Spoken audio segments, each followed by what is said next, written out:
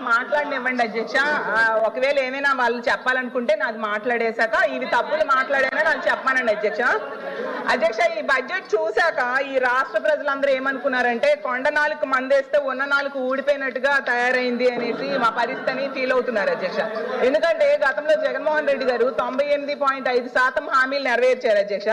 అతను ఇచ్చిన అమ్మఒడి ఆపేశారు అధ్యక్ష, రైతు భరోసా ఆగిపోయింది, విద్యా దీవెన ఆగిపోయింది, వసతి దీవెన, సున్నా వడ్డీ బకాయిలు అన్ని ఆపేశారు అధ్యక్ష. 17 మెడికల్ కాలేజీల నిర్మాణం ఆపేశారు అధ్యక్ష. పాఠశాలల్లో నాడు నేడి పనులు ఆపేశారు. మత్స్యకార భరోసా లేదు, వాహన మిత్ర లేదు, కాపు నేస్తం లేదు, ఈబీసీ నేస్తం, చేయూత ఏమీ లేవు అధ్యక్ష. అసలు ప్రతి ఇంటికి ప్రతి కుటుంబానికి ఆర్థికంగా చేయూతనిచ్చి పేదరికం నిర్మూలించడం కోసం ఉపయోగపడిన పథకాలని ఈ రోజు లేవు అధ్యక్ష.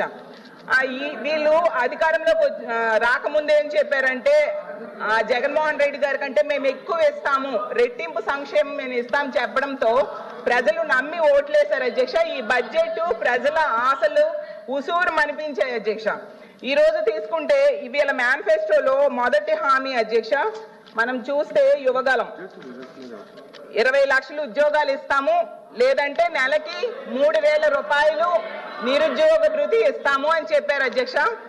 20 లక్షల ఉద్యోగాలు అంటే సంవత్సరంకి 4 లక్షల ఉద్యోగాలు ఇవ్వాలి అధ్యక్ష. ఇప్పటికీ 5 నెలలు 6 నెలలు అవుతుంది అధ్యక్ష, కనీసం ఒక్క ఉద్యోగం కూడా భర్తీ చేయలేదు అధ్యక్ష. వీళ్ళు డిఎస్సి నోటిఫికేషన్ 16,367 పోస్టులు ఇచ్చారు అధ్యక్ష. కానీ అందులో 10,000 పోస్టులు గత ప్రభుత్వం నోటిఫికేషన్ ఇచ్చింది అధ్యక్ష. ఎన్నికల వల్ల అది ఆగిపోయింది అధ్యక్ష. ఇప్పుడు నవంబర్ 5న అధ్యక్ష, నవంబర్ 5న డిఎస్సి నోటిఫికేషన్ జారీ చేస్తామన్నారు. ఏది అధ్యక్ష, నవంబర్ 5 అయిపోయింది కదా, నోటిఫికేషన్ ఎక్కడుంది అని అడుగుతున్నాను అధ్యక్ష. అలాగే ఉద్యోగాలు ఇవ్వకపోతే 3,000 రూపాయలు నిరుద్యోగ భృతి అన్నారు. 12 నెలలకి తీసుకుంటే 7,200 కోట్లు అవసరం. అది కూడా దాని గురించి రూపాయి కూడా ఒక పైసా కూడా ఇందులో విదల్చిన పరిస్థితి మనం చూసాం అధ్యక్ష. Job calendar